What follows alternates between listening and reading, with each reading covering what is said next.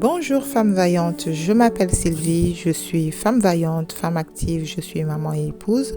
Je suis fille de l'Éternel qui se tient à la brèche pour maintenir ma relation avec Dieu.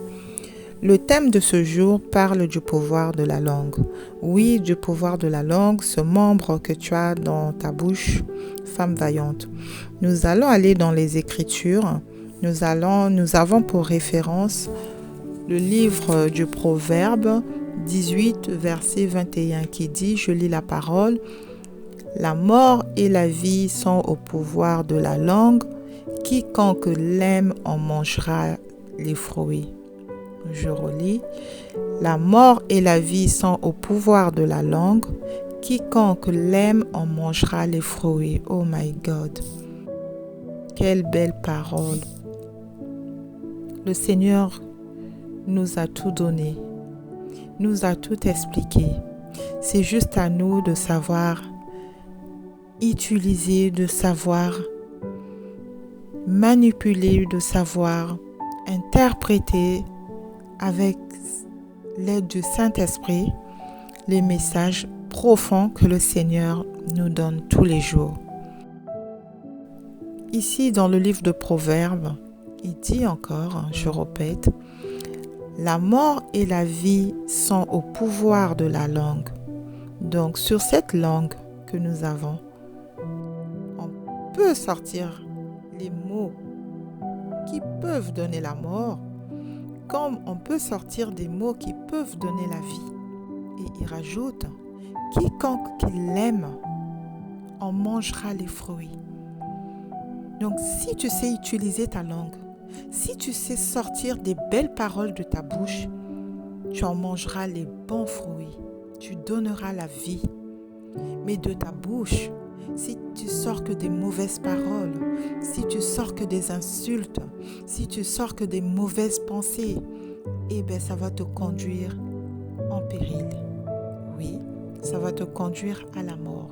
Ici, la mort, ça ne veut pas dire que c'est la mort physique, mais c'est surtout ne pas voir à l'existence ce que tu désires, parce que tu ne sais pas faire la différence entre les bonnes paroles et les mauvaises paroles que tu peux sortir les mauvaises paroles que tu peux sortir de ta bouche. La langue est ce membre qui nous permet de parler, d'exprimer nos pensées, de sortir notre moi. Quel pouvoir peut-elle avoir? Je viens juste te rappeler ici, ma sœur, les mots ont des pouvoirs. Ils peuvent contenir des pouvoirs destructeurs ou des pouvoirs constructifs. D'accord? Je te l'ai dit en amont. Je pense qu'on peut prophétiser son avenir à travers la langue, à la seule condition d'être en accord total avec Dieu et en se basant sur sa parole. Je n'arrêterai de dire parce que mon objectif, c'est vraiment de lever cette armée de femmes vaillantes à s'accrocher sur la parole afin de voir à l'existence ce dont une femme aspire, une femme accomplie, une femme active qui se bat pour son avenir, pour sa famille, pour son foyer, pour ses enfants. Alors, cette femme-là, elle doit maintenir cette flamme avec l'Éternel. Elle doit maintenir cette relation vraiment en étroite collaboration avec le Saint-Esprit pour pouvoir emmener à l'existence les choses qui n'existent pas, pour pouvoir appeler à l'existence les choses qu'elle n'a pas encore vues. C'est ça mon objectif. Vraiment, je viens vous encourager à s'accrocher à la parole, de dégager du temps parce qu'on n'arrive pas quelquefois à trouver du temps pour pouvoir pour pouvoir maintenir cette relation avec Dieu. Mais il faut que nous soyons vaillantes comme nous sommes. On dit toujours, à cœur vaillant, rien d'impossible. Alors accrochons-nous à la parole. Chères femmes vaillantes, apprenons à nos enfants, c'est l'héritage que nous allons leur laisser, la parole, qu'ils se tiennent à cette parole-là, car leur avenir vient de là. Parce que s'ils ne lisent pas la Bible, ils ne vont pas comprendre les principes de prospérité. Ils ne vont pas comprendre les principes pour vivre longtemps. Ils ne vont pas comprendre les principes, les limites que nous avons dans la vie. C'est vrai, le monde aujourd'hui nous apprend plein de choses.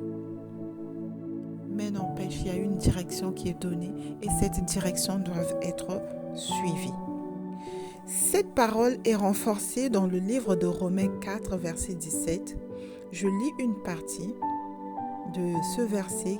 Dieu dit, Dieu donne la vie aux morts et il appelle les choses qui ne sont point comme si elles étaient. C'est merveilleux.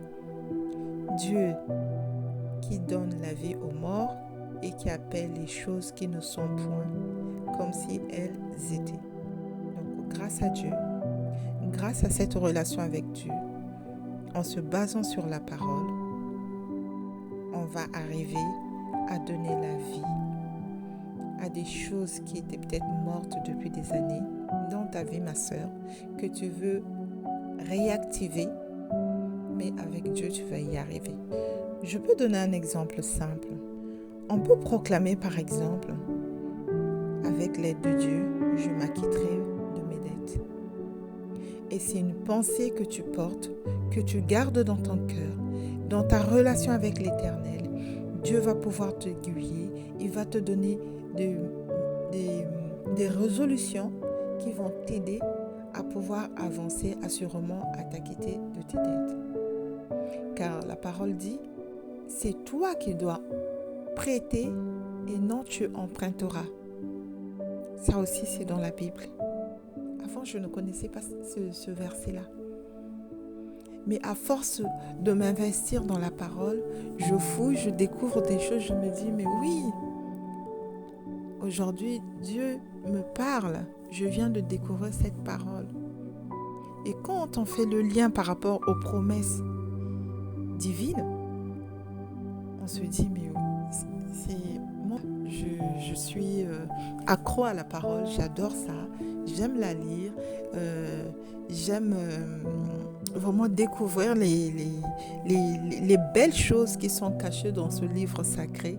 Et je vous invite, femmes, à faire de même pour que on arrive à avancer, pour qu'on arrive à réussir ce que l'on désire sur cette terre.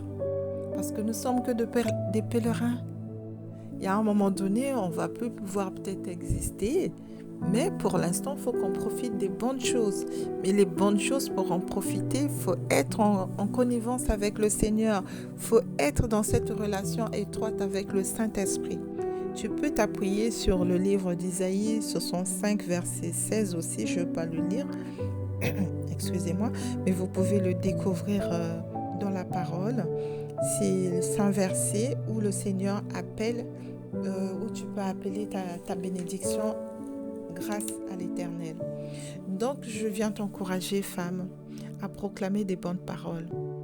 Grâce à Dieu et en connivence avec lui, d'appeler à l'existence les choses qui n'existent pas. Voici la rentrée scolaire qui arrive partout dans le monde à peu près. Début septembre, c'est la rentrée. Dans d'autres pays, c'est en octobre. Mais enfin, toutes les familles sont en train de se préparer pour la rentrée scolaire. Pour tes enfants, en tant que mère, en tant que maman, positionne-toi. Proclame les paroles de bénédiction pour chacun de tes enfants. En tant que mère, tu es la sentinelle de ton foyer. Alors, éloigne toute pensée négative. Ouvre ta bouche, donne une direction à la rentrée scolaire de chacun de tes enfants, car chaque enfant a son projet, chaque enfant a son objectif à atteindre pour cette rentrée scolaire. Même pour toi-même en tant que mère, nous participons à toutes les réunions où nous nous investissons dans le parcours scolaire de nos enfants et donc on doit donner une direction et cette direction ne peut être donnée qu'à travers la proclamation, à travers ta prière, à travers tes pensées, à travers tes mots, ce que tu vas proclamer, ce que tu vas sortir de ta bouche pour pouvoir donner le cap. Sois fortifiée, femme vaillante. Vraiment, je répète, à cœur vaillant, rien d'impossible. Je t'encourage d'utiliser ta langue pour pouvoir emmener à l'existence les choses qui n'existent pas encore. Voilà, je te remercie de prendre ce temps d'écouter ces capsules. Si cela te booste, je te prie de liker et de partager afin de bénir une autre personne. Et je te dis à très bientôt.